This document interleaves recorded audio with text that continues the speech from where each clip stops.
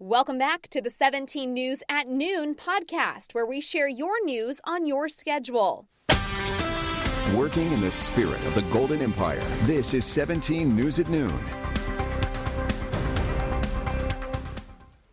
Good afternoon, and thanks for joining us for 17 News at Noon. I'm Nicole Gitsky. We start with an urgent alert for the entire state of California. A statewide flex alert is in effect today and will last through Wednesday as a heat wave continues. This follows an outage where as many as 13,000 Bakersfield homes and businesses were without power Friday night after PG&E says it was directed to cut power by the California Independent System Operator. Starting today, ISO is calling for voluntary electricity conservation every day from 3 to 10 p.m. through Wednesday. In a tweet, CalIOS said that consumers should plan for potential outages during those hours. CalIOS has notified PG&E and SoCal Edison about a power shortage throughout the state, saying we could continue to see rolling blackouts the next couple of days. CalIOS says power supplies are scarce since everyone is at home. To help lower the energy demand, CalIOS is asking people to set their thermostats to 78 degrees, turn off unnecessary lights, unplug unused electrical devices, and use fans when possible. For information on flex alerts and energy conservation tips, head to KGET.com and click on the hot link icon to visit CalIOS's website. That breaking news out of Southeast Bakersfield this afternoon, the area of Brundage and P Streets. BPD confirms there was an officer involved shooting there. This all started after police responded to reports of a stabbing just after 11 o'clock near the corner of Watts Drive and Lotus Lane. BPD is asking you to avoid the area as they search for a suspect. We've learned new information on a multi-vehicle crash that killed 2 people and injured 4 others near the Grapevine yesterday. According to California Highway Patrol, they responded to a crash on northbound I-5 just north of State Route 166 around 3 Sunday afternoon.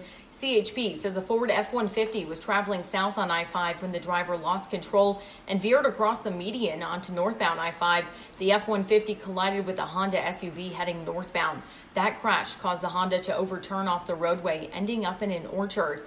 The F-150 continued sideswiping a big rig.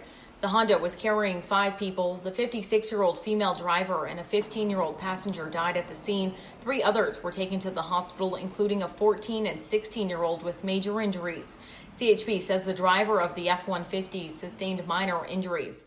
According to CHP, they do not believe drugs or alcohol were factors in that crash. And Bakersfield police are investigating a deadly shooting in central Bakersfield. Just before midnight this morning, officers responded to I Street near 2nd Street, where they found a man dead in front of a home. The victim, a 28-year-old male, was pronounced dead at the scene.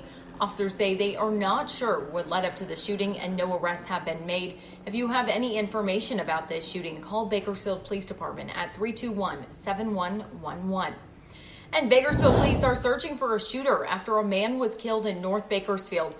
According to Bakersfield police, they received a call around 8 Saturday evening because of a shooting on Q Street near 40th Street.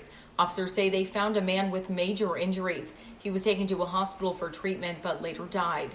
The coroner's office will release the victim's identity at a later time. Police describe the shooter as a man in his 30s. If you have any information, call BPD at 327-7111. In your 17 Court Watch, Caleb Kessinger, the man accused of killing his girlfriend's 2-year-old son in 2018, will face a jury tomorrow. Back in April of 2018, Kessinger and his former girlfriend, Aylid Chavez, were arrested and suspected of killing 2-year-old Raymond Angel Reyes Chavez. Police believe the pair dumped Raymond's body in the Kern River Canyon, then returned to bury it sometime later. Chavez took a plea deal in the case after leading police to the spot where her son's body was buried. She's expected to testify against Kessinger. Chavez told police she went out for dinner with a friend and left Raymond in Kessinger's care. When she got home, she claims that Raymond had injuries to his face and head and that the baby died later that night. Well, now to the latest on the coronavirus here in Kern County. 218 new cases were announced this morning. More than 26,000 have tested positive for the novel virus in Kern. Nearly 18,000 cases are considered active right now. Most of them are recovering at home. 248 are being treated in the hospital. No new deaths were reported in the past 3 days. Our death toll stands at 204.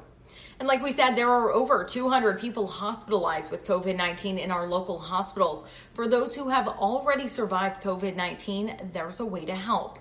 You can donate your plasma to help other people recover faster. Houchin Community Blood Bank says more than 280 people have donated, but according to Kern Public Health, more than 8,000 people have recovered from the virus. The blood bank is still offering survivors a $50 gift card to simply donate. Now, that deal was going to end this weekend, but it's been so popular, Houchin says it's extending that offer yet again. For more information on how you can donate, call 616-2575 or visit their website at hcbb.com.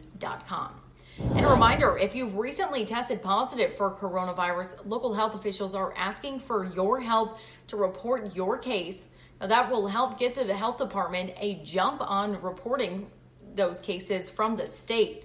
Now, you can do that by filling out a form, and you can find that form on our website, kget.com. Just click the hot link icon to fill out that form.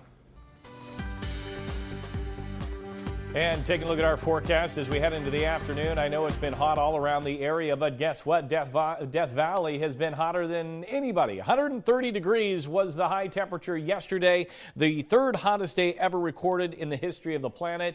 And the warmest is 134. Guess where that was set? Yes, Death Valley. But yesterday, it was definitely hot at 130 degrees out there.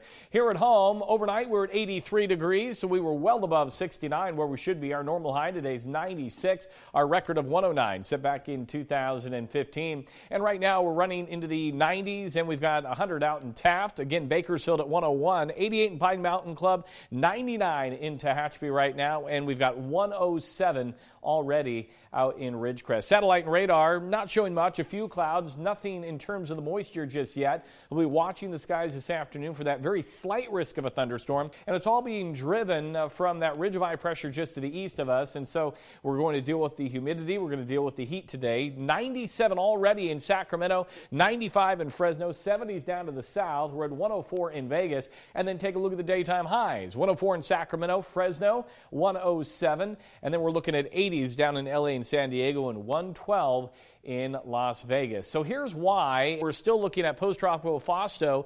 That moisture has been drifting northerly, and with the ridge of high pressure, it's rotating that moisture up into parts of California. It's spotty, and as we take a look at the Futurecast model for today, pockets want to try to develop throughout the day. That's why we just have a slight chance of a thunderstorm. It won't be widespread. Not everybody will see one.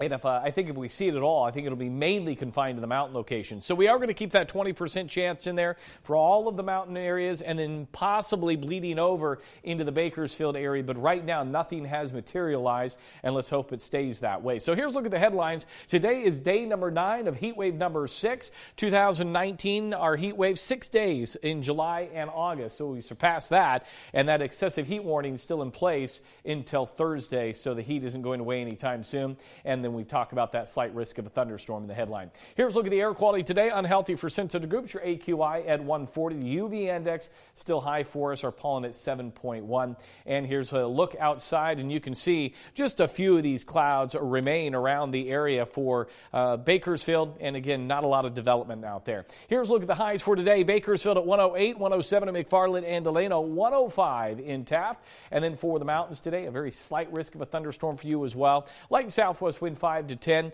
96 in Frazier Park, a hot day in Tehachapi at 97, into the Kern River Valley, 107 for Lake Isabella, and then out in the desert, a hot day, we're looking at 113 in Ridgecrest, 107 in Mojave. Here's a look at that extended forecast, and there you have it tomorrow, 108, 106 on Wednesday, slightly cooler Thursday through Saturday, right around 104. But again, it's not much we're going to feel. 70s and 80s overnight. And then for the mountains, we'll keep you in the 90s across the board, cooling down a little bit Thursday, Friday, Saturday, right near 93. Overnight in the 60s and 70s.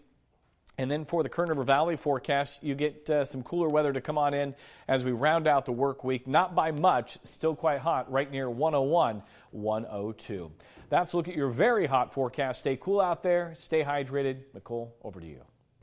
In our 17 Business Watch, Domino's is going on a hiring spree.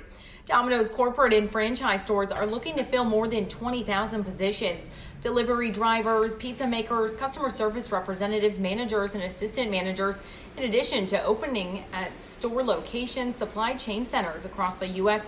are actively hiring production and warehouse team members, as well as CDL drivers. Well, the pandemic has left us with shortages in items ranging from toilet paper to disinfecting wipes and even coins. But if you're a pizza lover, the coronavirus-related shortage of pepperoni may be even more troubling. News outlets, including USA Today, report that small pizza shops say they're seeing higher prices for the popular topping. According to Bloomberg, a South Dakota shop is paying $4.12 a pound for it. That's compared to $2.87 a pound in January of 2019. Bloomberg also found a New York pizzeria that says it's paying $6 a pound, up from $4 a pound earlier this year. The paper reports that large chains like Domino's, Pizza Hut, Little Caesars, and Papa John's are not getting hit with price increases. That's because their prices are set in long-term contracts. Well, there may be a laptop shortage as the new school year gets underway, especially for cheaper Chromebooks. Laptop maker Acer warns it's not even close to supplying enough Chromebooks to support virtual classrooms. Research firm NPD Group says sales have been 20 to 40% higher every single week since March, and several Chromebooks under $400 are sold out on Best Buy's website. One reason for the shortfall is supply chain issues. Working in the spirit of the Golden Empire, this is 17 News at Noon. The 17 News at Noon podcast is a production of KGET and Nexstar Media Group. For more on all of the headlines in today's show, head to KGET.com.